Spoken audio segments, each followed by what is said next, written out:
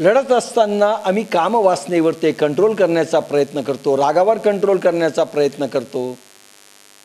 आणि ज्यावेळेस हे सगळं होत नाही, ब्रह्मचारीपणाचा, साधनेचा, चरवंतरपणाचा अनेक संकल्प आम्ही करतो, ते पूर्ण होत नाही, त्यावेळी स्वतःविषयी घृणा निर्माण होते. साहेब आम्ही पापी येतो, आम्हाला जमत नाही, गिल्टी कॉन्शियस.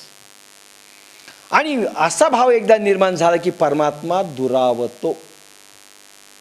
साहेब मी पापी आहे, साहेब मी चूकच केली, साहेब मी असंच केलं, सर मी तसंच केलं. परमात्मा दुरावला. संबंध जोडल्या जात नाही, कारण रस्ता सफलतेकडे जात नाही. सफल होण्याचा रस्ता नाही आहे. गिल्टी कॉन्शियस निर्माण होणं देखील, आम्ही पापी आहोत, आम्ही चूक केली असं समजणं, हेही गिल्टी कॉन्शियस. ओशो म्हणतात, साधू संतही वाटते की कामावर विजय झाला. साधू संत पाहिल्यानंतर असं वाटतं, ओशो म्हणतात की त्यांचा कामावर विजय झाला, सेक्सवर विजय झाला, कामवासनेवर विजय झाला. उगीच आपल्याला वाटतं, उगीच वाटतं. एखादा जोगी दिसला आहे, एखादा साधू झाला की वाटतं त्याचा कामवासनेवर विजय झाला. ब्रह्मचर्यावर भाषण देणारे ओशो म्हणतात, ब्रह्मचर्याला उपलब्ध होत नाहीत. तुम्ही भाषण द्यायला ब्रह्मचार्य राहायला पाहिजे, म्हणजे तुम्ही ब्रह्मचर्याला उपलब्ध झाले असा अर्थ होत नाही. जे संत असे भाषण देतात, ओशो म्हणतात म्हणून सांगतोय, भाषण देणारे ब्रह्मचर्याला उपलब्ध होत नाहीत. मग लोकांना सांगणे ही लबाडी आहे. म्हणून अनेक ब्रह्मचारी संत फेल झालेले दिसतात. अनेक आपल्या वैदिक धर्मातले देखील फेल झालेत, कामवासनेने लिडबिडलेले आहेत. काही जैन साध्वी देखील पुन्हा लग्न केलेत. आता मी घेत नाही उदाहरण, पुन्हा लग्न केले. वाटतं फक्त कामवासनेवर विजय झालाय, मनामध्ये ती कामवासना ज्वलंत आहे. लक्षात घ्या. काही जैन स्वाधिवी हात लावू देत नाहीत आपल्याला, स्पर्श पुरुषांना करू देत नाहीत. का? मनात कामवासनेचा आहे, भीती आहे की आम्हाला निर्माण होईल. आणि काही साधू बायांना हात लावू देत नाहीत. येईल तो विषय. कामावर विजय झाला, ब्रह्मचर्यावर भाषण देणारे ब्रह्मचर्याला उपलब्ध होत नाहीत. मग लोकांना सांगणे ही लबाडी आहे. तुमच्यात व त्यांच्यात फरक एवढाच की ते लबाड आहेत व तुम्ही कबूल करतात. ते लबाड आहेत, कामवासनेवर त्यांचा विजय झालेला नाहीये. ते फक्त भाषणं देत आहेत, ते व्याख्यानं देत आहेत. तुम्ही मात्र कबूल करतात, बाबा आम्हाला कंट्रोल झालेलं नाही, म्हणून तुम्ही इमानदार आहात, असं ओशो म्हणतात. ते लबाड आहेत ते साधू संत. काम, क्रोध, लोभ, मोह ह्या ऊर्जा तुमच्याच आहेत. कोणाशी भांडतायत तुम्ही? काम ऊर्जा तुमची आहे, लोभ ऊर्जा तुमची आहे, क्रोध ऊर्जा तुमची आहे. आणि तुमच्याच ऊर्जेविरुद्ध तुम्ही युद्ध करतायत. ह्या भावना तुमच्याच आहेत व ह्या लहरीशी लढणाऱ्या भावना, लहरी विरुद्ध लहरी, त्या गुणलहरी ह्याही तुमच्या आहेत. राग आला तर प्रेम, ही लहर तुमची आहे. युद्ध दोन्हीचं चाललेलं आहे. लोभ आलं तर त्यागाचं युद्ध चाललेलं आहे. तुमच्याच दोन्ही लहरी आहेत. युद्ध तुमचंच आहे आणि अनंत काळापासून चाललंय. कोण हरणार, कोण जिंकणार, लपंडाव हार जीतचा चालू आहे. कोण हरणार, कोण जिंकणार? म्हणून प्रश्न आहे की हा तिढा कसा सोडवावा. ब्रह्मचर्य आवडत आहे, प्रत्येकाला आवडतं, आवश्यकही आहे, पण काम भावनाही आहे, ते आवश्यक आहे. दोन्हीमध्ये संघर्ष सुरू होतो आपल्यामध्ये. ब्रह्मचर्य चांगले हो, करायचं आहे, पण काम वासना पोरं करावे लागतं. दोन्हीमध्ये संघर्ष आहे. एकाच ठिकाणी आहे हा संघर्ष, एकाच माणसामध्ये. म्हणून जिंकणे शक्य नाही. मग असे मन शोधावे लागेल, लक्षात घ्या, असे मन शोधावे लागेल की जे काम वासनेमध्ये व ब्रह्मचारी राहण्यात दोन्हीमध्ये रस घेणार नाही. आज कामवासनेमध्ये रस घेणारे तुम्हीच आहात आणि काम विचार संपला, विकार संपला, कामपूर्ती झाली, ॲक्शन पूर्ण झाली, कृती पूर्ण झाली, उतारावर लागला की ब्रह्मचर्य चांगलं आहे हे म्हणणारे विचार तुमचेच. उतारावर लागल्यावर संघर्ष, क्रोध आला की आता इथून पुढे क्रोध करायचा नाही, खूप खाल्लं की चर्वणतर्पण केले पाहिजे, हे दोन्ही विचार तुमचेच. पण याच्या दोन्हीमध्ये रस तुम्ही घेता. चर्वणतर्पणमध्ये तुम्ही रस घेतात काही काळ आणि चर्वणतर्पण सोडून देण्यातही तुम्ही रस घेता, क्रोध करण्यातही तुम्ही रस घेता आणि क्रोधाविरुद्ध लढण्यातही तुम्ही रस घेता. म्हणजे तुम्ही रस घेता, आपण रस घेतो, मी माझ्यामधला मी रस घेतो. दोन्हीमध्ये लढण्यालाही मी रस घेतो, ज्वराचा उफान येतो त्याच्यामध्ये मी रस घेतो. म्हणून आता असं मन शोधावं लागेल जे दोघांमध्ये रस घेणार नाही.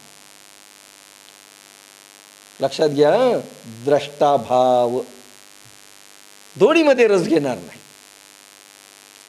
हेच मन तुम्हाला विजयाकडे घेऊन जाईल, हे मन विजयी करेल. याला साक्षी भाव म्हणतात, याला म्हणतात साक्षी भाव. आपल्यामध्ये साक्षीदार निर्माण व्हावा. लक्षात घ्या, आता तुम्ही एकटेच लढतायत, साक्षीदार कोणी नाही आहेत. चांगले आणि वाईट दोन्ही विचारांशी युद्ध तुम्हीच करतायत, निवड तुम्हीच करतायत, साक्षीदार कोणी नाही. तुम्हीच लढाई करतायत. क्रोध तुम्हालाच येतो, क्रोधाच्या विरुद्ध पश्चाताप तुम्हीच करतायत, दोन्ही तलवारीत तुम्हीच भिडतायत, तुम्हीच लढतायत. नाटक एक पात्री प्रयोग आहे. ब्रह्मचारी पदाचं नाटक तुम्हीच करता, कामवासना आल्यानंतर ब्रह्मचारी पद सोडून देण्याचं नाटक तुम्ही करता, पुन्हा कामवासना उठली की ब्रह्मचारी पद सुटलं आणि ब्रह्मचारी पद नाही, कामवासना आली की ब्रह्मचारी पद घेतलं. हे दोन्ही नाटकं तुम्हीच करताय. एक पात्री प्रयोग, हा लपंडाव चालू आहे. म्हणून असं मन शोधा की जे साक्षी राहील, भाग घेणार नाही, रस घेणार नाही, दोन्हीमध्ये. याला साक्षीभाव म्हणतात. आपल्यामध्ये साक्षीदार निर्माण व्हावा जो दोन्ही भावनेच्या प्रती तटस्थतेने पाहिल. रागाला तटस्थते, आपल्याकडेच आपली एक नजर तटस्थतेची ठेवा. कामवासना आली, तटस्थतेने पहा. एक मन तटस्थतेने पाहायला ठेवा. एका मनाला युद्ध करू द्या. 3 मन आहेत आपल्याला,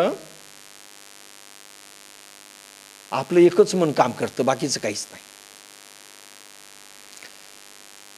आपल्यामध्ये साक्षीदार निर्माण व्हावा.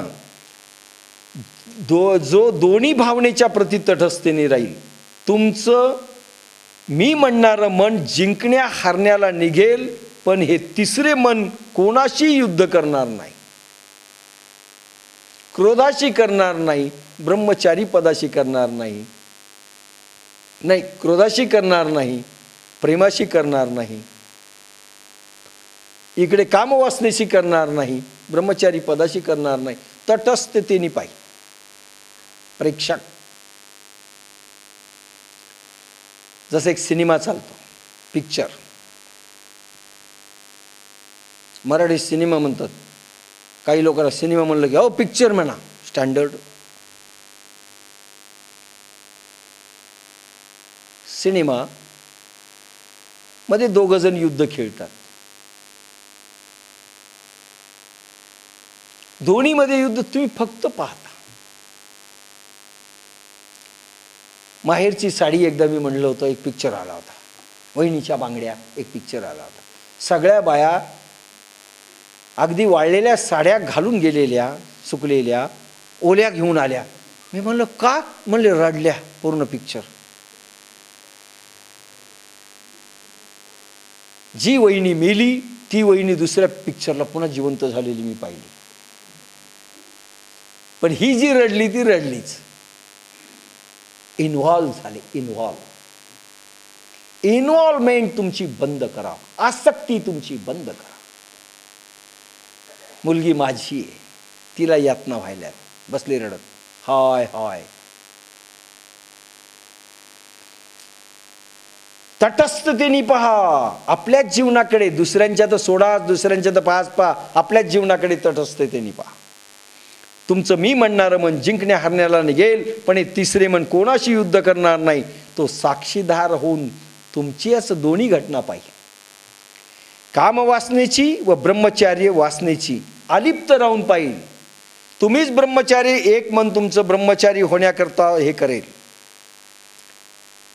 काय कालांतराने कामवासना उफाणली की तेच मन कामवासनेकडे जाईल. तुम्ही फक्त पहा. एक म्हणजे वेगळं ठेवलं त्यांनी फक्त पाहावं. अच्छा असं चाललंय का सध्या नाटक. अच्छा चर्वणतर्पणाचा आता वेध लागला का. खूप खाल्ल्यावर ढेकरं यायला लागली, मळमळ व्हायला लागली, ओकारी उलटी व्हायला लागली, 7 किलो वजन वाढलं, पैसे डॉक्टरने जास्त घेतले. नाही आता आम्ही चर्वणतर्पण फुल करू ना. त्यावेळेस तुम्ही नाटक म्हणून पहा. अच्छा आता ही वेध सुरू झाले का. आणि पुन्हा एकदा चर्वणतर्पण सुरलं की भसभस खाण्याचे वेध लागतात. तेही नाटक म्हणून पहा.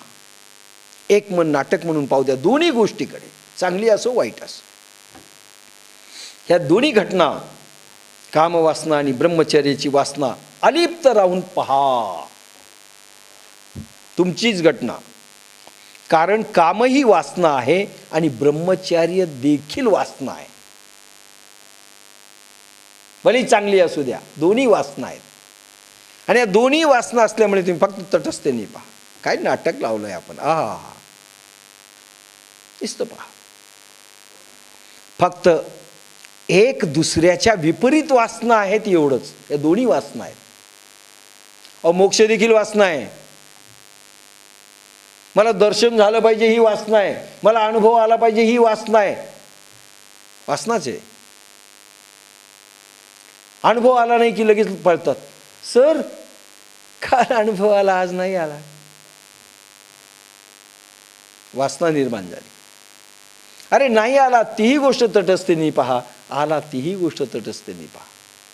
10 दिवस नाही आला तीही तटस्थतेने पहा. का नाही आला नको, काय होतंय एवढं पहा. का नाही आला विचार करू नका, काय होतंय पहा. काम वासनेने पछाडले, नंतर ब्रह्मचर्याची वासना होते. व क्रोध आक्रोध ह्याही वासना आहेत. क्रोध आला की आक्रोधाची वासना निर्माण होते. नाही क्रोध चांगला नाही. चांगला आहे, स्वतः कबूल करतो. सर क्रोध मला येतो बरं का, पण चांगला नाही. कंट्रोल करू. आक्रोधाची ही पण वासना आहे. विपरीत आहेत म्हणजे वासना नाहीत असे समजल्या जात नाही. एक दुसऱ्याच्या विरुद्ध आहेत एवढंच. संसाराची इच्छा ही वासना आहे. सर संसार करू द्या हो. आत्ताच लग्न झालंय. 16 वर्षाच्या गीतेशी मी लग्न केल्यामुळे आता कुठली गीता तुम्ही आम्हाला सांगताय. संसाराची इच्छा ही वासना आहे व त्याला घाबरून संन्यास घेणे ही वासना आहे. संसार से भागे जाते हो, भगवान को क्या तुम पाओगे. व त्याला घाबरून संन्यास घेणे ही वासना आहे. संसाराला भिवून नाही, तर संसारात साक्षीत्वाने राहिल्यास आपोआप संन्यासाचा जन्म होतो. लक्षात घ्या हे वाक्य, इम्पॉर्टंट वाक्य आहे. संसाराला भिवून नाही, संसाराच्या यातनेला भिवून नाही, संकटाला भिवून जाऊ नका. तर संसारात साक्षीत्वाने राहिल्यास आपोआप संन्यासीपणाचा जन्म होतो तुमच्या. फक्त संसारामध्ये जे सुखदुःखांच्या लाटा लहरी निर्माण होतात आणि भोगतो आपण, त्या संन्यासी म्हणजे तटस्थ वृत्तीने पहा. तटस्थ वृत्तीने पाहणे संसारामध्ये, तो संसारामधील संन्यासी म्हणजे साक्षी भाव संसार करत असतानाही संन्याशी पद देतो. निपटोणी सांडिजे कर्मास, या नावे बोलिजे संन्यास. जेथ संन्यासीला संकल्प तुटे, तेथेची योगाचे सार भेटे. हे अनुभवा चेनी धटे पाविजे जया. संन्यासीपणाचा संकल्प देखील तुटला पाहिजे तर योगाचं सार प्राप्त होतं. तोही संकल्प तुटला पाहिजे. मी संन्यासी व्हायचं ही भावना संपली पाहिजे. मी संन्यासी झालो ही भावना गेली पाहिजे. संसारामध्ये संन्यासी पद प्राप्त होतं. जनको दया राजा जनक संसार उपभोगीत असताना देखील संन्यासी होते. चंद्रशेखर गाडगीळ संसारी आहेत पण संन्यासी आहेत. लक्षात घ्या. आपोआप संन्यासाचा जन्म होतो साक्षीत्वाने राहिल्याबरोबर. म्हणजे साक्षीत्वाने का राहायचंय? संसाराच्या वस्तूंचा विषयांचा व्यक्तीचा उपभोग घेत असताना सुखदुःखांच्या लाटालहरी निर्माण झाल्यानंतर साक्षीत्वाने जो पाहतो तो संन्यासी आहे. भोग भोगून ब्रह्मचारी. आणि भोग भोगून ब्रह्मचारी त्याच वेळेस राहता येतो की ज्या वेळेस तुम्ही साक्षीत्वाने त्या घटना पाहा. घटना घडतील त्याच्याशी भांडू नका. त्या दोन्ही घटनेची द्वंद्व करू नका. साक्षीत्वाने पहा. विटनेस म्हणून राहा. तुम्ही भोग भोगून ब्रह्मचारी. 16,108 बायका करणारा भगवान योगेश्वर कृष्ण हे ब्रह्मचारी आहेत. साक्षीत्व.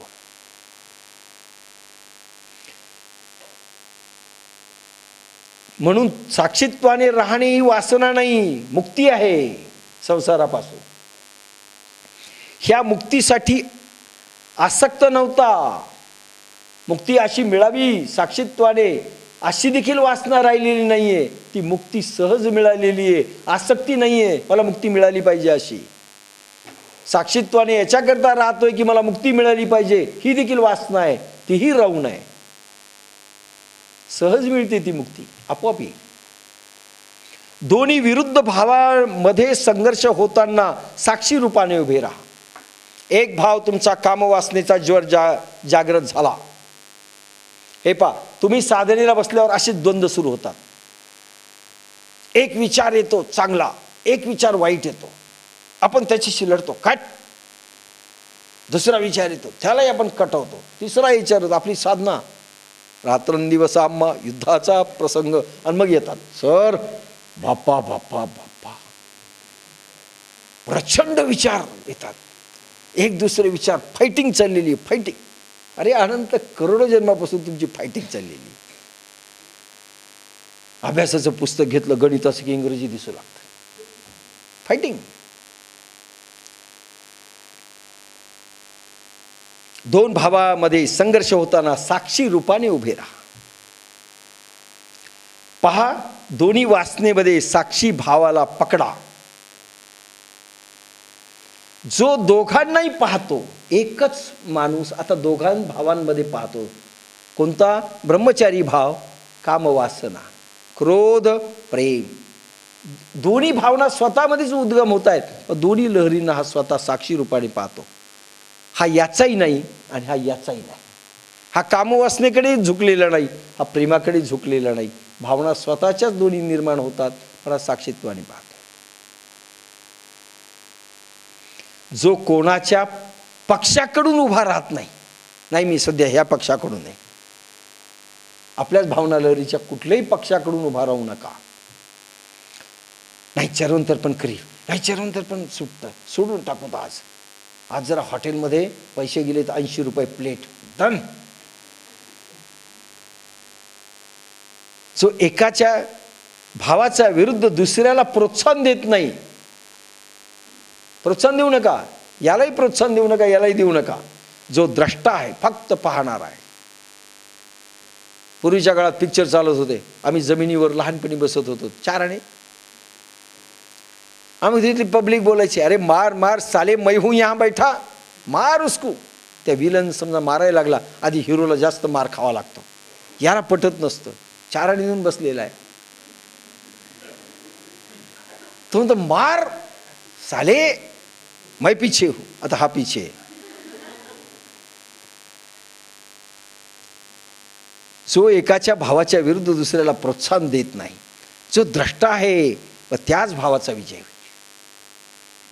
जो द्रष्टा आहे, फक्त पाहणार आहे, आणि पाहणारा असेल जो जिंकेल तो जिंकेल. तुम्हाला काय करायचं? जितका हा भाव गहन होईल साक्षीत्वाचा, पाहण्याचा, तेवढा विजय निश्चित आहे.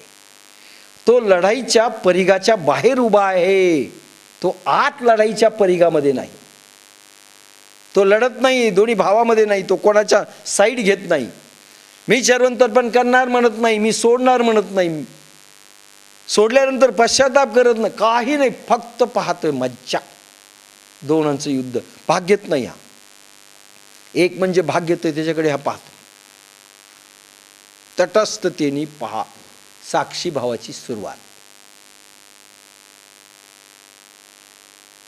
ही लढाई पाहताना मग लक्षात येईल की पूर्वी स्वतःच तुम्ही युद्धात भाग घेतला,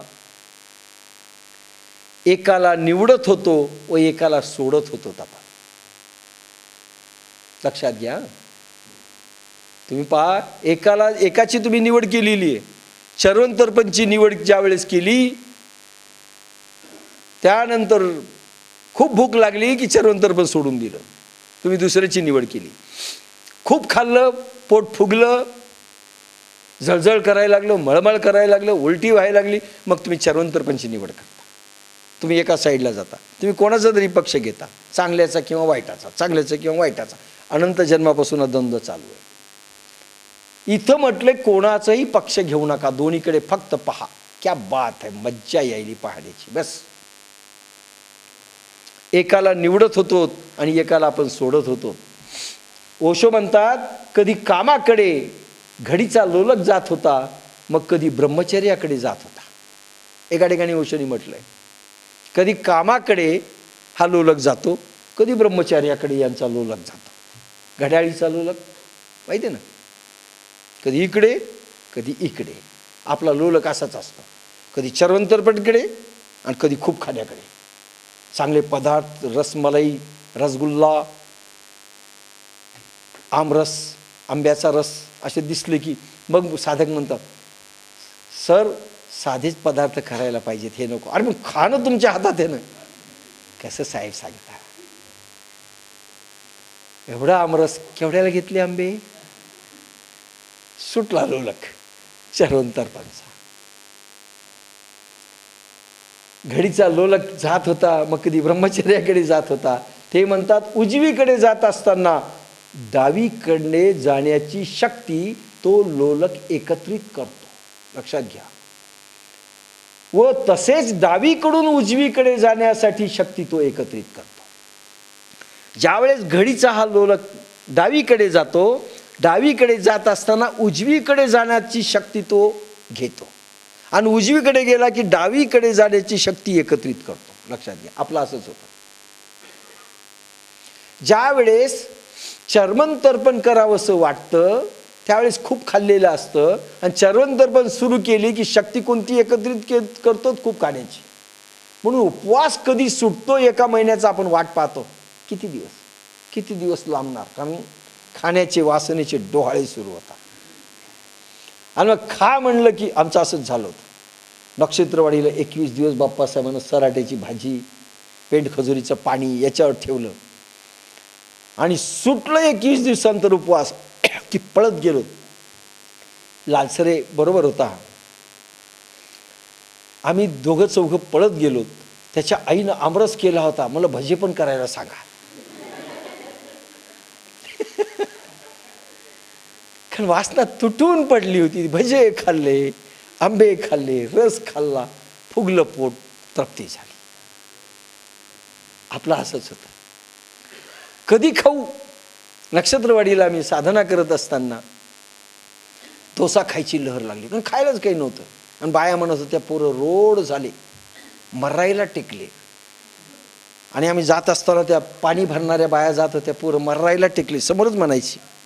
मग आम्ही आमच्या शरीराकडे पाहायचो की आता मरतो का उद्या मरतो. एकदा म्हणलं खावंच थोडं, काहीच मिळेना खायला. मग त्या बाबूराव जडीची सायकल घेतली, राठोड आणि मी डबल सीट, नक्षत्रवाडी तो औरंगाबाद 13-14 किलोमीटर पिक्चर पाहिला, मसाला डोसा खाल्ला. मसाला डोसा खायची लहर लागली, वासना लागली ना. आणि लालसरे म्हणाला, मी बाप्पासाहेबाला सांगणार नाही, पण तुम्ही माझ्यासाठी आंबे घेऊन आले तर सांगणार नाही. आंबे नाही आणले तर मी सांगेल तुम्ही गेले होते. मग आम्ही त्यासाठी आंबे घेऊन आलो. त्याला म्हणलं खाय आंबे. पण त्या बाबूरावला काहीच मिळालं नाही ना. त्याने बाप्पासाहेबांना सांगितलं, माझे हे पोरं आहेत ना, हे सायकल घेऊन गेले रात्री आणि खाऊन आले तिथून. बाप्पासाहेब वाट पाहत होते कधी येतात समोर. आणि मी चोरासारखे जाऊन बसलो. 1-2 दिवस काही बोलले नाही, फक्त तोंडाकडे पाहत होते. काल काय खाल्लं? आम्हाला काही नाही, उपवास होता. तर माहीत होतं कसे लबाड बोलायले. 1-2 दिवस काही बोलत नव्हते. अच्छा, उपवास केला, काहीच नाही, भूक नाही लागली? म्हणलं नाही लागली. सगळेजण मग म्हणले, त्या जडीची सायकल घेऊन कोण गेलो होतो म्हणले तिथे खायला? म्हणलं त्यानं केला म्हणलं पचका. सांगितलं बाप्पासाहेबाला. ह्या वासना आपण एकत्रित करतो. वासना जोपर्यंत रक्तातून जात नाही तोपर्यंत युद्ध अखंड चालू आहे. आणि ज्यावेळेस आपण म्हणतो आमचं सर जुळत नाही, हात ठेवा, चूक आहे. हात ठेवल्याने कुठे जाते का? कारण युद्ध तुम्ही करताय. आता युद्ध पहा, दोन्ही मधला फरक पहा.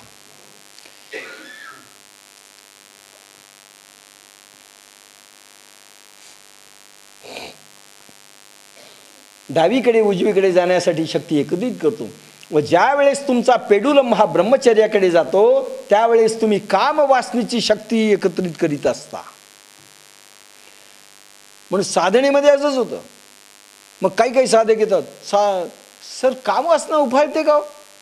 म्हणजे हा ब्रह्मचर्य पद करत असताना याचा पेडुलम काम वासनेकडे एकत्रित शक्ती करत होता. तसेच उलट होते, ज्या वेळेस उपवास करता त्यावेळेस भोजन घेण्याचा रस निर्माण तुम्ही एकीकडे करत असता. व खूप खाल्ले की पुन्हा उपवास करण्याचा रस निर्माण होतो. नाही, उपवास केला पाहिजे, खूप खाल्लं. एक सारखे एका भावामध्ये मन राहत नाही, रमत नाही. एका भावामध्ये आपलं हे आहे, एकच एक बायको, एकच एक आंबा, एकच एक रस. मग काही लोक म्हणतात तुम्ही आफूसच खातात का? नाही, दुसरं पण आणलं पाहिजे, टेस्ट बदलली पाहिजे. एक भावामध्ये मन रमत नाही, म्हणून रमत नाही म्हणून तेथून तो पळ काढतो. मध्ये गॅप पाहिजे व अशा रीतीने लढाई जारी राहते. मुक्ती यातून नाही. कधी ब्रह्मचर्याकडे, कधी कामवासनेकडे, कधी चरवंतर्पणकडे, कधी खूप खाण्याकडे. बस युद्ध चालू आहे. आणि मरणाच्या शेवटी कहाँ गए, कहाँ नाही, क्या लाए, कुछ नाही. किती उपवास केले, खूप केले, खाल्लं किती, त्याच्याही पेक्षा जास्त खाल्लं, काही नाही. युद्ध चालू आहे, यातून मुक्ती नाही. पण माणूस सतत लढतोय, सतत लढतोय आणि साधकही लढतोय. आपण कामकृत्यामध्ये उतरलो की ब्रह्मचर्य महत्त्वपूर्ण बनते व कामकृत्य पश्चाताप कराव्यास लावते. तसेच चरवंतर्पणचं होतं. राग जर आला तर रागावर पश्चाताप नंतर आपण नंतर व्यक्त करतो. मन नंतर साधू महात्मा होते. नाही, आता इथून पुढं नाही करायचं, राग नाही करायचा, बेकार असतो राग, स्वतःच म्हणतो, कबूल करतो, साधू महात्मा होऊन जातो. क्रोध पश्चातापाची साखळी सुरू राहील. असं कधी क्रोध करतो पुन्हा पश्चाताप करतो, क्रोध करतो पश्चाताप करतो. काही लोक म्हणतात नाही क्रोध सर कमी झालाय. कमी झालाय पण चाललाय ना? हो चाललाय, अखंड साखळी चालू आहे. याच्यातनं मुक्ती नाही. पेडुलम सारखा म्हणून विपरीत मित्रांचा सहारा सोडा. साक्षीत्वाने राहायचं तर विपरीत मित्र सोडा. म्हणजे काम वासना निर्माण झाली तर ब्रह्मचर्य सोडा, आणि ब्रह्मचर्याची वासना निर्माण झाली तर काम वासना सोडा.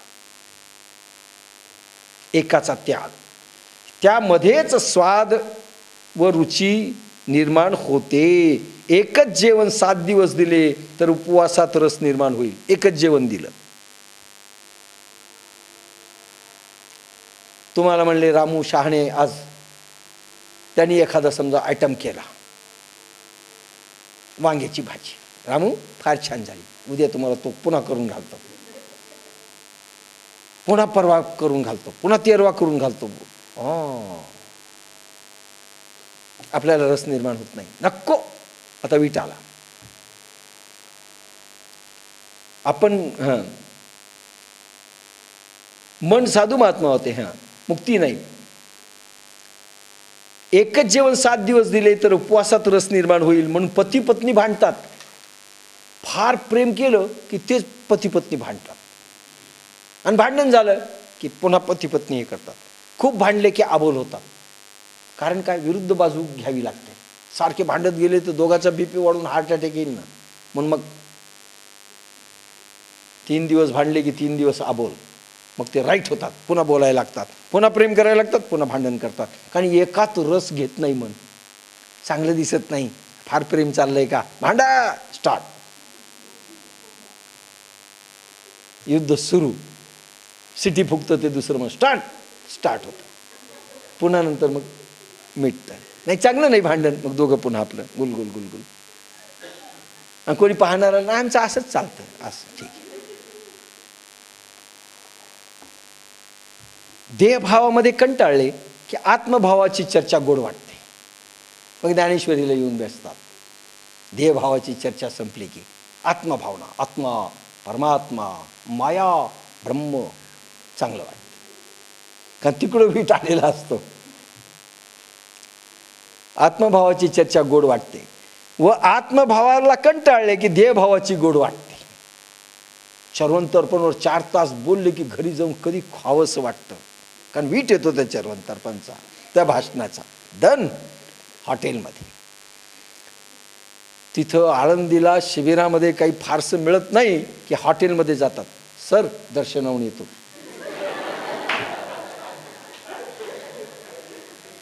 हॉटेलमध्ये आलू बोंडा कळतंय मला. साहेब याने आलू बोंडा खाल्ला, आता रसना वाहत होती, काय करणार. आत्मभावाला कंटाळले की देहभावाची चर्चा गोड वाटते. पण दोन्हीपेक्षा भिन्न हा साक्षी भाव आहे. कशातही गोडी मावू नका, आत्मभावातही नको, याच्यातही नको. साक्षीत्वाने पहा. जे काही होतं, आलू बोंडा जरी निर्माण झाली वासना, त्याच्याकडे साक्षीत्वाने पहा. न खाण्याची इच्छा झाली, त्याच्याकडे साक्षीत्वाने पहा. रस दोन्हीतही घेऊ नका. जनरल माणसे 2 मनाने चालतात. काही जणांनी प्रश्न विचारले, त्यांचे उत्तर पण याच्यातच येत आहेत हळूहळू. जनरल माणसे 2 मनाने चालतात, बाह्य मन आणि एक अचेतन मन. एक मन कामवासनेकडे तर दुसरे मन ब्रह्मचर्याकडे जाते. जसं एक सुंदर मुली 2-4 चालल्यात, 2-3 पोरं चालले. समोरासमोर सहज पाहिले तर काही वाटत नाही. ते मन म्हणतं पहा पहा कशा आहेत, काही वाटतही नाही, त्यांना काही वाटत नाही, काय सहज पाहिलेलं आहे. पण ज्या वेळेस त्या पाठमोऱ्या होतात, मग एक मन म्हणतं पहा ना पाठीमागून कशा दिसतात. दुसरं मन म्हणतं चांगलं नाही, आपलंच बरं का, चांगलं नाही असं पाहणं, सभ्य. मग आपण पाहतो, कोणी पाहतंय का, आणि पाहत असलो तर नको. कारण दुसरं मन म्हणतं, एक म्हणतं कोण पाहिलंय ह्या नगरीमध्ये, ओळख तरी आहे का आपली, पाहिलं तर काय होतं. जिंतूरमध्ये तर चाललो आपण, परभणीची, पहा काय होतंय. म्हणजे हे द्वंद्व आहे. एक मन दुसऱ्या मनाशी भांडतं. एक मन म्हणतं चांगलं नाही आहे असं पाहणं, चांगलं नाही असं होतं. दुसरं म्हणतं पहा, लगेच ते म्हणतं नाही मग असं पाहत. हे द्वंद्व चालू आहे. काहीने विचारलं कशाची निवड करावी, निवड करूच नका, साक्षीत्वाने पहा.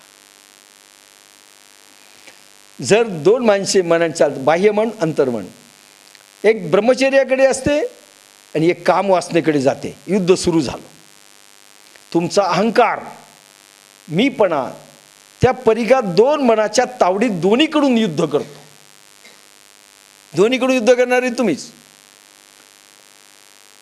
न पाहणारे तुम्ही, न पहा म्हणणारे तुम्ही, पाहणारे तुम्ही. युद्ध सुरू. काम वासनेचे याच्यात तुम्हीच आणि नको म्हणणारे तुम्हीच, भाग घेणारे तुम्हीच. युद्ध सुरू. दोन मनाच्या तावडीत तुमचं मी, तुमचा इगो युद्ध करतो. एक मन जे म्हणतं नको पाहू, एक म्हणतं पहा. एक मन म्हणतं क्रोध कर, एक मन म्हणतो नको करू. दोन्हीच्या युद्धामध्ये भाग तुम्हीच घेता. इगो तुमचा.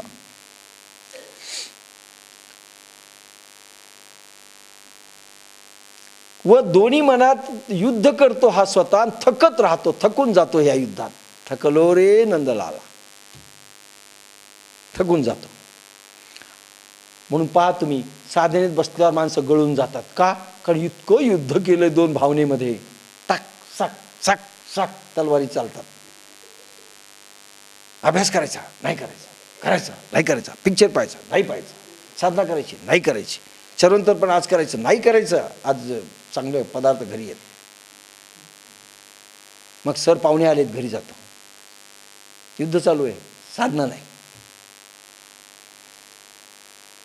व थकत राहतो. आता साक्षीभाव म्हणजे आत्मभाव जागृत करणे. मनभाव नाही, आत्मभाव.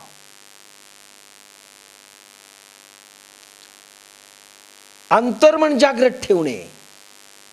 जो फक्त साक्षी आहे दोन्ही मनाचं, जे करा म्हणतो जे नाही करा म्हणतो, जो ब्रह्मचर्याकडे वळतो आणि जो काम भावनेकडे दुसरं मन वळतं, या दोन्हींचं युद्ध फक्त पाहणारा एक तिसरं अंतर्मन आहे, ते जागृत करा. त्याला आपण आध्यात्मिक भाषेत आत्मा म्हटलंय आणि सायकॉलॉजीनं अंतर्मन म्हटलंय. ते जागृत करा. फक्त पहा. तुमचंच युद्ध दोन्ही भावनेंचं तुम्हीच पहा. अंतर्मन जागृत ठेवणे. जो साक्षी रूपाने युद्ध पाहिल, युद्ध करील नाही. आता तुम्ही भाग घ्यायचा नाही, कुठल्याच पार्टीच्या पक्षात उभा राहायचं नाहीये, कुठेच पश्चातापही करायचं नाहीये, नकोही म्हणायचं नाही, करायचंही नाही, फक्त पाहायचं आहे, गंमत पाहायची. फक्त साक्षी रूपाने युद्ध पाहिल, कोणाकडूनही तो नसेल. युद्धात स्वतः भाग घेणार नाही. त्या मनाला योद्धा बनवू नका. हातात तलवार देऊ नका युद्धाला. तुम्ही पार्टी बनवू नका, कुठलीच कोणत्याच पार्टीत जाऊ नका, न्यूट्रल राहा. क्रोधही करू नका, नंतर पश्चातापही करू नका. कारण पश्चाताप करणारे तुम्ही, क्रोध करणारे तुम्ही. पण जीवन सक्सेस करण्याची किल्ली सांगून जातोय, साधक होण्याकरिता फार जरुरी आहे किल्ली. म्हणून डिटेल घेत चाललोय. काहींना झोपा लागल्या असतील तर थोड्या उघडा. नाही आम्ही साक्षीभावाने पाहिले, काही लोकांनी डोळे बंद केले, असं गेलं तर नाही साहेब, साक्षीभाव होता. कारण तुम्हालाही आम्ही साक्षीभावानेच पाहिलं. त्या मनाला योद्धा बनवू नका. तुम्ही पार्टी बनवू नका, क्रोधही करू नका, पश्चातापही करू नका, काम वासनेकडेही राहू नका, त्याच्या विपरीत ब्रह्मचर्याकडेही राहू नका. तुमच्या ज्या दुसऱ्या भावनात दुसरं मन निर्माण करतंय ब्रह्मचर्य होण्याचं, त्याच्याकडेही राहू नका. तमाशा दूर उभा राहून पहा. तुम्ही म्हणजे आता अंतर्मन, तुम्ही म्हणजे तो आत्मा, तुम्ही म्हणजे लढाईत भाग घेणारे दोन्ही मन नाही. कुठेच उभा राहू नका, फक्त पहा. पहा आता तुम्हाला कुठून हालायचं आणि कुठे जायचं. साक्षी भाव म्हणजे काहीही न करण्याचा भाव, कोणाकडेही न उभा राहण्याचा भाव. आम्ही जे काही करतो त्यामध्ये कर्ता भाव असतो. कर्ता कर्म हे शब्द, आम्ही जे काही करतो, कोणी केलं, मी, कर्ता भाव असतो. आणि त्या ठिकाणी विजय नसतो. ज्या ठिकाणी कर्ता भाव असतो ना, मी हा भाव असतो, मी केलं हा भाव असतो, त्या ठिकाणी विजय येत नाही. एका पक्षामध्ये जातो. कारण तुम्ही एका पक्षामध्ये गेला. ब्रह्मचारी कोण झालं, मी झालं. संन्यासी कोण झालं, मी झालं. क्रोध कोणाला आला, मला आला. ज्यावेळेस तुम्ही एका पक्षाची निवड करता, कामवासना किंवा ब्रह्मचार्य, चर्वंतर्पण किंवा खूप खाणं, कोणाची निवड केली तुम्ही विजयी होणार नाहीत. कारण दुसऱ्या पक्षाकडे तुम्ही पुन्हा जाणार आहात, तुम्ही पुन्हा हारणार आहात. आज विजयी झालात, उद्या हारणार आहात, उद्या विजयी इकडून झालात, इकडचं हारणार आहात. हे चालू राहणारे युद्ध. मग वाघमारेबाईंनी प्रश्न केला होता, कोणाकडे उभा राहायचं? दोन विचारांची टक्कर झाली तर कोणाकडेच राहू नका, गप्प बसा, तमाशा पहा, निवड करू नका. निवड केली की हारले. एका विचारांची जरी तुम्ही निवड केली तर ती वासना आहे आणि तिथे तुम्ही हारले. कारण हारणारे आणि जिंकणारे तुम्हीच आहात. जिंकलं कोण? तुमच्याच त्या दोन भावनाच्या लहरी आहेत एका पक्षामध्ये, आणि त्या ठिकाणी विजय नसतो. एका पक्षामध्ये त्यावेळेस तुम्ही जाता, दुसरा मजबूत होतो. ज्यावेळेस तुम्ही एका पक्षाकडून उभ्या राहिलात, दुसऱ्या भावना मजबूत होतात. याला टक्कर घेण्यासाठी पुन्हा तुम्हाला तिकडे जावं लागतं. पहिला मजबूत होतो, दुसरा कमजोर होतो, आणि ह्या द्वंद्वामध्ये आयुष्य जाते. कधी इकडे, कधी तिकडे, कधी तळ्यात, कधी मळ्यात, कधी तळ्यात, कधी मळ्यात, कधी साधनेत, कधी संसारात.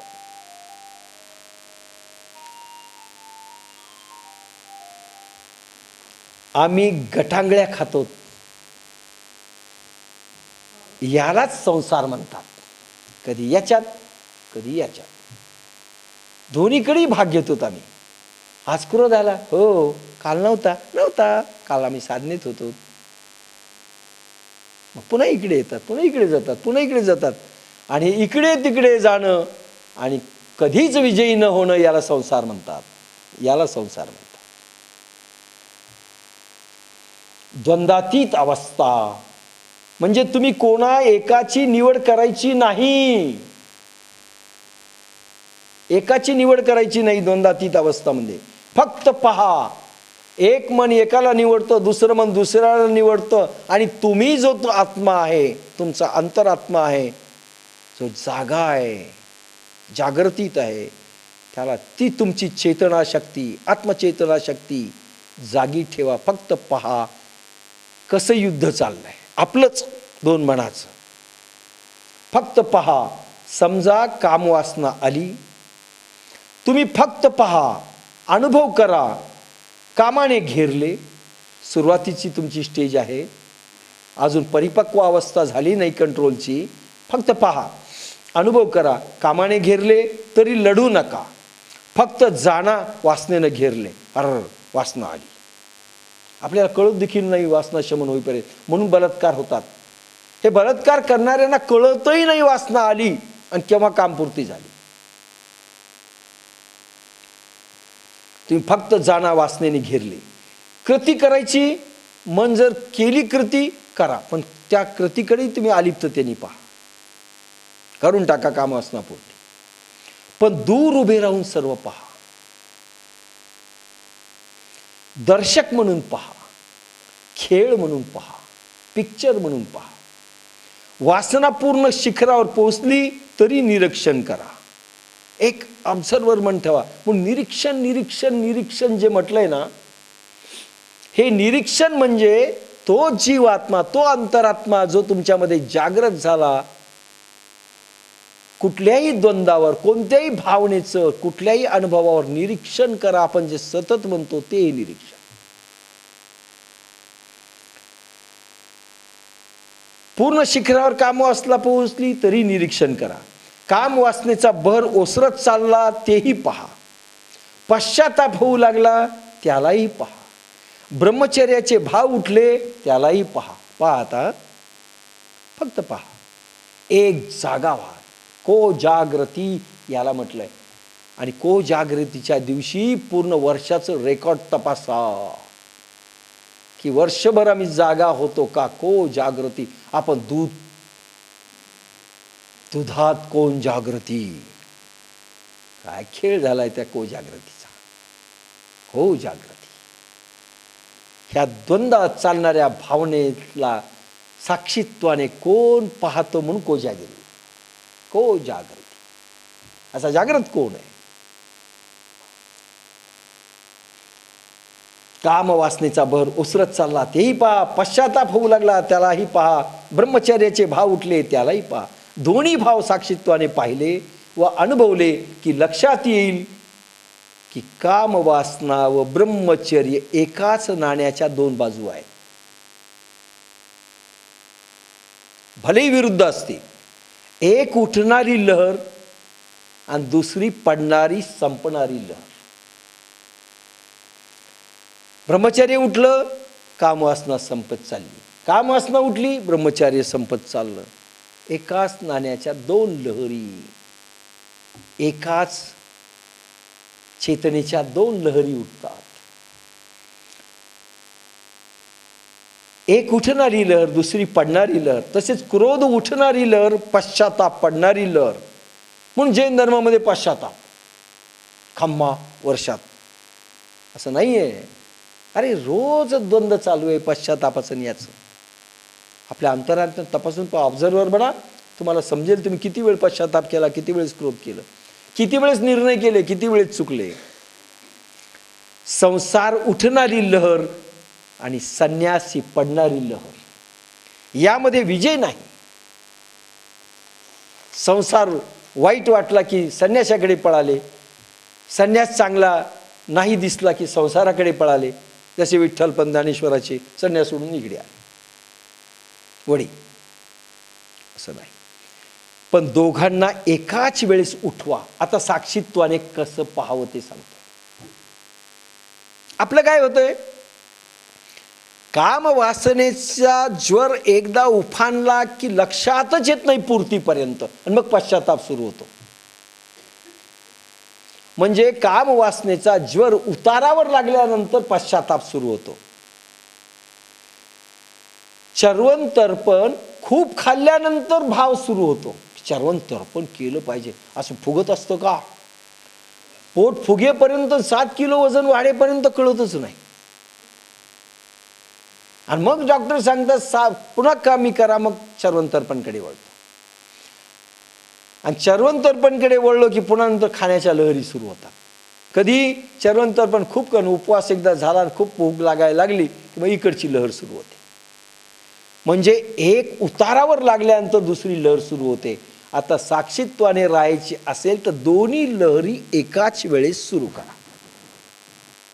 लक्षात घ्या. आता कधी साक्षीत्वाने राहतात, दोन्ही लहरी एकाच वेळेस. आता काय व्हायलं, काम झाल्यानंतर पश्चाताप होतो नाही, एकाच वेळेस पश्चातापही उठू द्या आणि एकाच वेळेस काम वासना उठू द्या. एकाच वेळेस क्रोध आणि एकाच वेळेस प्रेम, दोन्ही उठू द्या एकाच वेळेस. त्याचा बहर ओसरल्यानंतर नाही. एकाच वेळेस ब्रह्मचर्य, एकाच वेळेस काम वासना, दोन्ही लहरी एकाच वेळेस उठू द्या. साक्षीत्वाचा अभ्यास झाल्यानंतर हे नक्की होईल.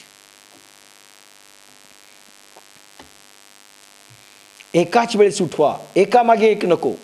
एक आधी आणि एक नंतर असं नको. विजय सुरू होईल. कारण हा सैनिक लढायला येतो तोपर्यंत हा गायब होतो, हा आला की तो गायब होतो. असं नको. एकाच वेळेस येऊ द्या, समोरासमोर येऊ द्या. एकामागे एक नको. विजय सुरू होईल. योद्धा बनण्याची तुम्हाला आवश्यकता नाही, तुम्ही भागच घेऊ नका. तुम्ही फक्त पहा दोन्ही लहरी उठल्यात. म्हणून आपण म्हटलंय काम वासना खूप उफाणाला आली की भगवान कृष्ण आठवा, राधा आठवा. कोणती लहर आठवा? ती लहर आठवा ज्याच्यात सेक्स नाहीये. एकाच वेळेस एकदम वासना तुम्हाला कमी होते की नाही पहा. एकाच वेळेस दोन्ही लहरी. योद्धा बनण्याची आवश्यकता नाही. निवड करू नका. निवड नाही याच्यात, आवडही नाही आणि निवडही नाही. दोन्ही एक समजा. निवड नाही, द्वंद्व संपले. ह्या साक्षी भावाला पकडा, त्याच्यामध्ये लीन व्हा. योद्धा बनू नका. तुम्ही आत्मा आहात, फक्त पहा साक्षीत्वाने. आणि दोन्ही लहरी एका वेळेस उठू द्या मात्र, आणि पहा कसं युद्ध होतंय. लढण्याकरिता दुसरा सैनिक उभा करा. एकाच वेळेस. तुमचा सैनिक नंतर येतो, हा पळून गेल्यानंतर. दोघात युद्ध होऊ द्या, तुम्ही फक्त पहा. तुमची पुकार त्याने ऐकले की तो तुमच्या वतीने लढेल. तुम्ही त्याला बोलवा. कामवासना निर्माण झाली, हे ब्रह्मचर्या तू ये. दोन्ही लहरी एकाच वेळेस. मग आठवा की भगवान कृष्ण कसे निर्मोही होते, नारायण नर नारायण कसे निर्मोही होते. उर्वशी उत्पन्न झाली, नारायणानं हे करण्याकरिता कुठेही मन ढळलं नाही, कारण दोन्ही लहरी एकाच वेळेस निर्माण केल्या. एकाच वेळेस निर्माण केल्या. ते ढळत नाहीत जे दोन्ही लहरी एकाच वेळेस निर्माण करतात. लढण्याकरता दुसरा सैनिक उभा करा. दोघात युद्ध होऊ द्या, तुम्ही फक्त पहा. तुमच्या वतीने तो लढेल, तो परिघात उतरेल व लढेल. विरुद्ध भाव तुमचा परिघात उतरेल. क्रोध आला, प्रेम भाव उत्पन्न करा, लढू द्या. तुम्ही फक्त हजर राहा, प्रेझेन्स. क्रोध पश्चाताप एकाच वेळेस उठू द्या दोन्ही लहरी. ते एक दुसऱ्याला कटवतील, कट कट कट ते युद्ध करतील एकाच वेळेस. दोन्ही एक दुसऱ्याला कटवतील व तुम्ही शांतीमध्ये उभा राहा. तुम्ही शांत आहे. दोन्ही कटून मरून जातील. दोन्ही भाव संपतील. न कामवासना न ब्रह्मचर्य, न कामवासना वाचेल न ब्रह्मचर्य भाव वाचेल. दोन्ही संपले. म्हणून जो खरा ब्रह्मचर्य आहे त्याला मी आहे हा भाव नसतो. म्हणून भगवान महावीर, भगवान शुकाचार्य, भगवान गौतम बुद्ध, भगवान ज्ञानेश्वर यांना मी ब्रह्मचारी आहे हा भावही शिल्लक नाही. लक्षात घ्या, हा भावही शिल्लक नाहीये. कारण दोन्ही भाव कटवलेत त्यांनी. ती अस्मिता, तो अहंकार असतो, हे भाव जरी जागृत राहिला, मी ब्रह्मचारी आहे, मी साधक आहे, मी इतकी साधना केली, हा भाव जरी जागृत राहिला तरी ती अस्मिता आहे. म्हणून अस्मिता हा भाव देखील कटवला पाहिजे बुद्धियोगामध्ये. अस्मिता आणि अभिनिवेश हे दोन्ही लहरी संपल्या पाहिजेत तर बुद्धियोग. जे आपण ऐकलं बुद्धियोगाच्या कॅसेटमध्ये, पण त्यावेळेस नाही सांगितलं मी. त्याच्यासाठी 4 योग आहेत, अस्मिता, अभिनिवेश. म्हणजे द्रष्टाभाव उत्पन्न करण्याकरिता या दोन्ही लहरींशी युद्ध करावं लागेल तुम्हाला. मी ब्रह्मचारी आहे हा भाव जरी जागृत असेल तर काम वासना प्रतीक्षा करते की याला मी तोडते आता.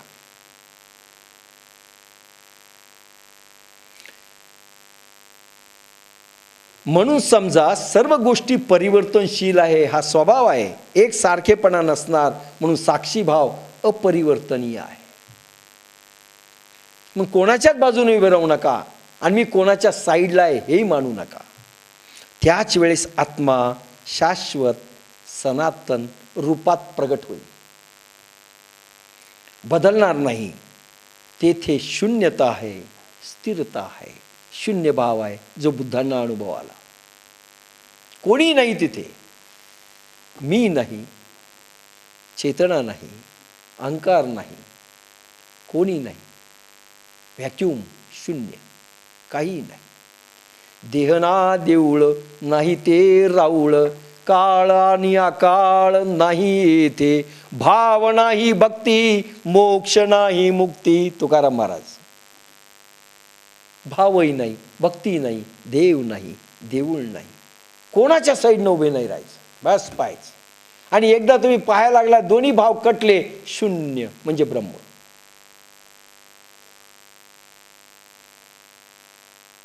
पहा, सोपं आहे का अवघड आहे? किती सोपं सांगितलं आपण, अवघड आहे का सोपं आहे? प्रॅक्टिस करावी लागेल. सर्वसाधारण माणसे काम वासना दाबण्यासाठी ब्रह्मचर्याची निवड करतात, पण ती अचेतन मनात दबलेली असते. प्रतीक्षा करते ती, कधी वळवळ वळवळ दिसू द्या म्हणून अनेक ब्रह्मचारी घसरतात.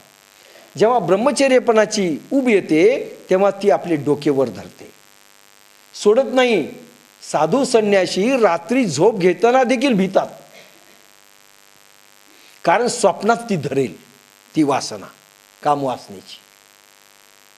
ज्या ठिकाणी स्त्री बसते त्या ठिकाणी किती वेळ बसू नये अशा गोष्टी शास्त्रकारांनी लिहिलेल्या आहेत. काही शास्त्रकारांनी जे भिले त्यांनी अशा गोष्टी लिहिल्यात. ज्या जागेवर ते स्त्री बसते त्या जागेवर किती तास बसायचं नाही. वा वा वा. काही लोक धुतात. काही लोकांनी म्हटलं स्त्रिया स्पर्श आहे, काही पायाच पडू देत नाही. दूर. एका महाराजांनी मला इथे आले होते गेल्या वर्षी, नाव घेणार नाही.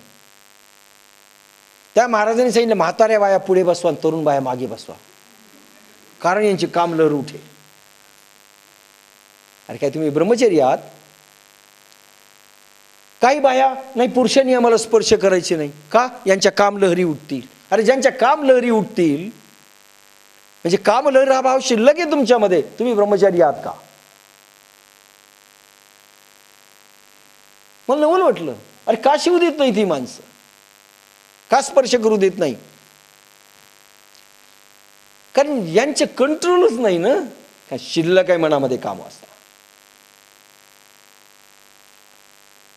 जेव्हा ब्रह्मचर्यपणाची उभे ते कारण स्वप्नात ती धरेल. ज्या ठिकाणी स्त्री बसते त्या ठिकाणी किती वेळ बसू नये अशा गोष्टी शास्त्रकारांनी लिहिल्या. ती बसलेली जागा खतरनाक होते असं त्यांना वाटतं. मग काही काही मंदिर स्त्रियांना प्रवेशच नाही का? यांच्या कामलहरी उठतील.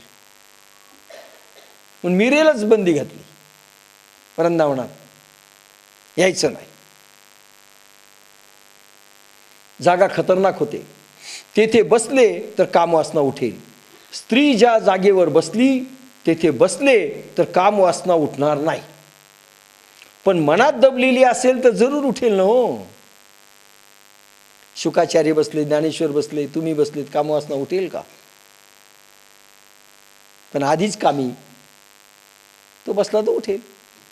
त्याच्यात ती स्त्री दोषी का हा दोषी आहे?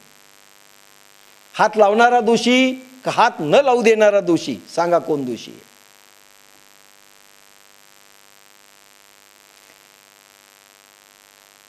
उलट तो काम वासना उठणार नाही, पण मनात दबलेली असेल तर जरूर उठेल. उलट तो स्पर्श सुखद वाटला पाहिजे. स्पर्श केल्यानंतरही स्त्रीला कामवासना उठू नये तर तो खरा आहे.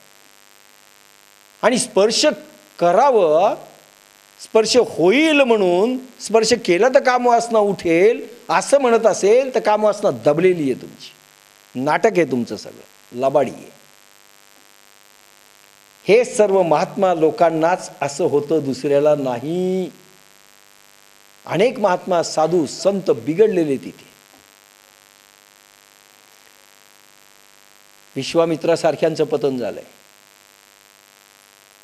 कारण तुम्ही एका गोष्टीची निवड केली की दुसरी दबलेली उफाळून येते. इथे निवडच करायची नाही. एकदा रस्ता चुकला की दुसरी उठते.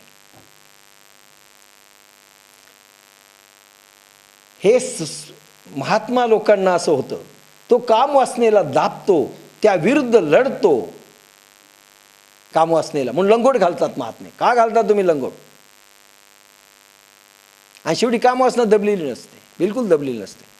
मग जरा दूर राहो, हटाओ, लेडीज ने हमारे पास आना नहीं. काही काही शंकराचार्य स्पर्श करू देत नाही, बोलू नये. त्या विरुद्ध लढतो. त्याला दुसरा रस्ता माहीत नाही. उठण्याकरिता त्याला निमित्त लागते. जितकी आत गहन वासना असेल तितकी स्त्री सुंदर दिसू लागते. कुरूप स्त्री देखील सुंदर भासते, तिच्यावर बलात्कार होतात. काहींना खूप उपवाशी, काही जर खूप उपाशी असतील तर वृद्ध स्त्री देखील सुंदर दिसू लागते. यांना वृद्धावर बलात्कार झालेत, मी पेपरमध्ये बातम्या वाचल्या. जशी उपाशीला शिळी भाकरी चालते ते सौंदर्य आपले प्रक्षेपण असते. असं सौंदर्य त्यांच्या भावनेचं प्रक्षेपण असतं. एकादशी किंवा उपवास केला तर सडकेवरून निघालो तर हॉटेलचे बोर्ड आपण पाहू वाटतात. एकादशीच्या दिवशी ते आलू बोंडा तळत असला का नाही, भज्जे तळत असला थोडा वेळ उभा राहतो. एकादशी एक खाता येत नाही. पंढरपूरला जाऊन पहा. निघालो तर हॉटेलचे बोर्ड पाहू लागतात. भोजन मिष्टान्न दिसेल, पण पूर्वीपेक्षा जास्त गंध रस पाहण्यात निर्माण होईल. एकादशी नसेल त्यावेळेस गंध निर्माण होत नाही. एकादशी असेल तर गंध निर्माण होतो. खाल्लं पाहिजे. मग घरी येतो, काय उद्या सोडायची, उपवास सोडायचा आहे, मग आलू बोंडा करा, भज्जे भज्जे करा, भज्जे, कारण पाहून आलेला आहे. आपल्या भावना दुसऱ्यामध्ये माणूस टाकतो व कल्पना सृष्टी निर्माण करतो. आपल्याच भावना प्रक्षेपित करतो आणि कल्पना सृष्टी दोन भावाची अशी निर्माण करतो. पण ज्या वेळेस साक्षीत्वाचा प्रयोग करायचा त्यावेळेस दोन्ही घटना एकाच वेळेस घडल्या पाहिजे. एकाच वेळेस. दुरून पाहाल तर अनेक लोक दिसतील. लक्षात घ्या. जवळून पाहाल तर एकच दिसेल. आता मी तुम्हाला दुरून पाहतोय, मला तुम्ही सगळे दिसतायत, 100-1 लोक, आणि मी तुमच्या जवळ आलो तर मला 7-8 दिसतील, मग इकडचे दिसणार नाही. अजून जवळ आलो मग 2 दिसतील, आणि अजून तुमच्या समोर जो उभा राहील तो कोणी दिसणार नाही. बरोबर आहे. जितकं लांब असाल तितके अनेक दिसतील, आणि जितके जवळ जाल तितका तितका परीघ कटून तुम्हाला ती माणसं कमी दिसतील.